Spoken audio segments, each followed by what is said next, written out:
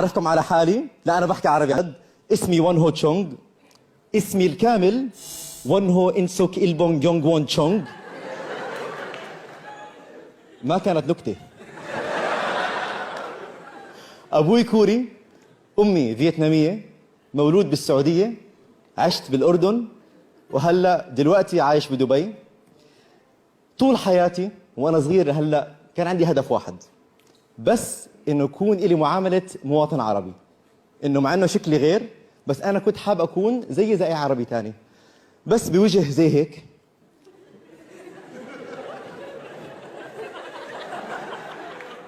وباسم زي وان هو.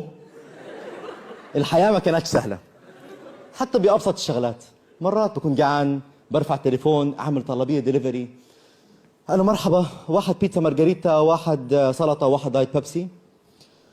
أيوة الاسم وان هو.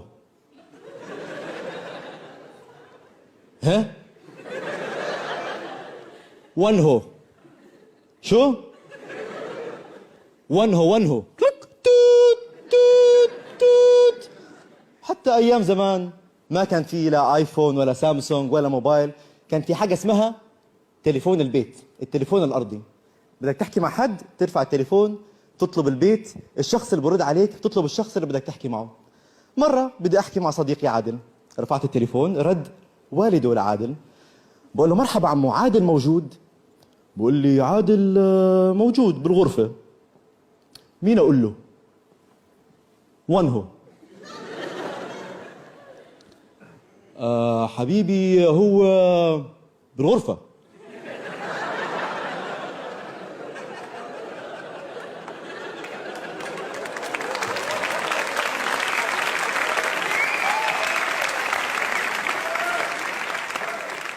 مين اقول له؟ وان هو وان هو. قال لي حبيبي قلت لك بالغرفه. قلت له سوري عمو انت عم تفهمني غلط، انا كوري مش عربي، اسمي وان هو، مش عم بقول وين هو فينه. قال لي اما انتوا اساميكوا تحفه. يا عادل رد على هذا صاحبك نتنياهو.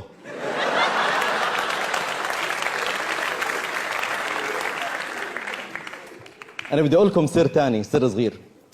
أنا بتعرفوا عامل زي إيش؟ أنا عامل زي البطيخة، من برا أخضر من جوا أحمر. فأنا من برا كوري بس من جوا عربي. وحاب أقول لكم أنا فخور 100% إن أكون عربي زيكم.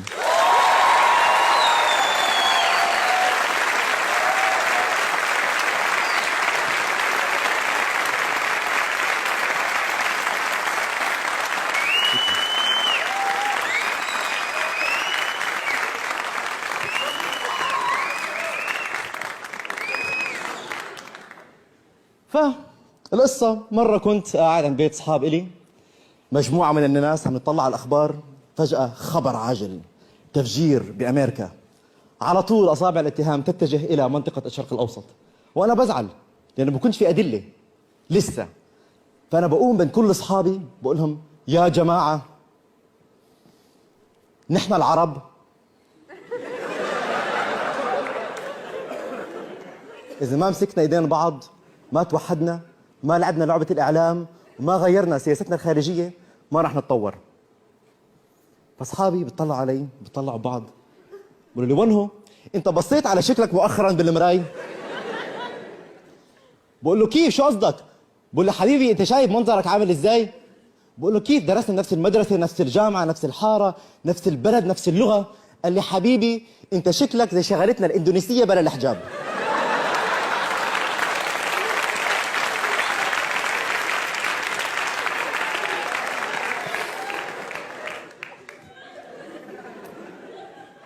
بس اجى اليوم اللي تغير فيه كل شيء، كل شيء تغير.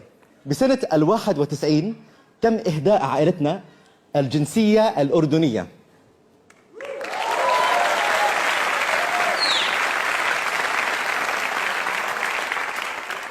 وفعلا كان أسعد يوم بحياتي، لأنه لما حدا كان يقول لي أنت مش عربي بقول له لا لا لا لا لا لا لا لا لا لا. بطلع دفتر أسود صغير بقول له طلع المملكة الأردنية الهاشمية زيك. وبتذكر يوم أخذت الجواز طلعت من دائرة الهجرة والجوازات والشمس مشرقة والسماء زرقاء والعصافير تزقزق. فتحت الجواز، في صورة إلي قد ما أنا مبتسم، البسمة هيك بتشوفوا ضرس العقل. بقرأ الاسم وان هو انسوك البونج يونغ وان. العشيرة آل تشونغ. العمر 10 سنوات. المهنة طالب. الجنس أنثى.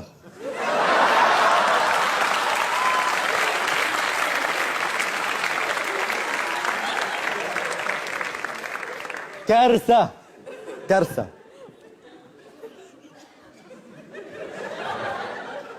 بدك كاسة مي؟ مرة راكب بتاكسي، أنا عايش بدبي، فباخذ تاكسي من أبو ظبي لدبي. شوفير التاكسي كان عربي، قعدنا حكينا، فتح لي قلبه، قال لي عن حياته بالإمارات وعن مرته وعياله. خلص صرنا أصحاب إخوان، صار الأنتيم تبعي. المهم قبل ما نوصل البيت بشوي هو عم بسوق، بلف علي بقول لي لو سمحت. بقول له تفضل. بقول لي الأخ من سوريا.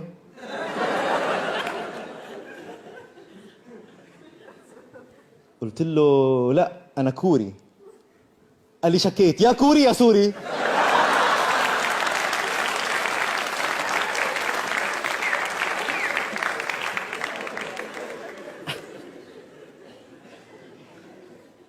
يا جماعة الخير، مرة كنت معزوم على فرح واحد من أصدقائي، فكنا مبسوطين أنا والعروس والعريس وعلى البيستا وصحاب وكده. فجأة تطلع مغنية تغني أغنية إهداء للعروس والعريس، وبتغني أغنية أنت عمري. للي بيعرفني أنا غرامي أم كلثوم وحبي أنت عمري.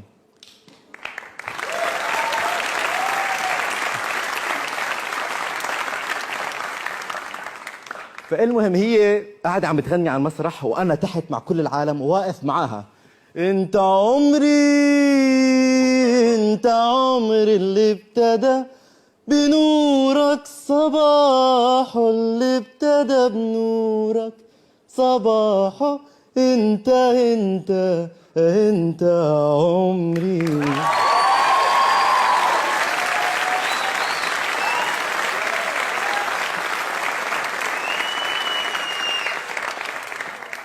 المهم انا عم بغني، خلصت الغنى، سكرت الجاكيت، في واحد واقف بعيد عني 5 متر ماسك مشروب، وانتوا عارفين مشروب ايه. عم بتطلع علي واحد اسيوي بيغني عربي منبخع، مش مصدق، بيطلع فيه وبتطلع بالمشروب.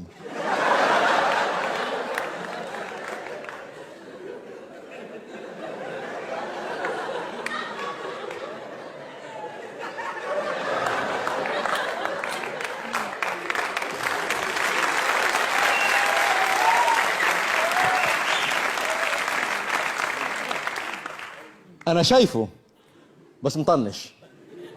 فجأة بلش يجري عندي، عم بمشي، لو سمحت لو سمحت لو سمحت.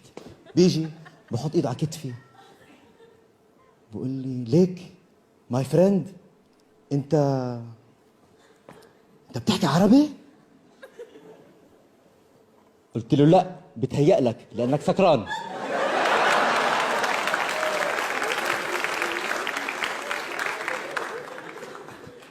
نفس الليلة طالع من الحفلة ماشي، تجيني بنت وشاب بيجوا لعندي، بقول له لو سمحت انت على اليوتيوب؟ قلت لها اه. قالت لي نحن بنموت فيك، كثير بنحبك. فهو وهي بلشوا يرجفوا، بلشوا يعرقوا، الاثنين تكركبوا. فانا عم بطلع بحكي انا مش لهالدرجه مشهور، انا مش باسم يوسف.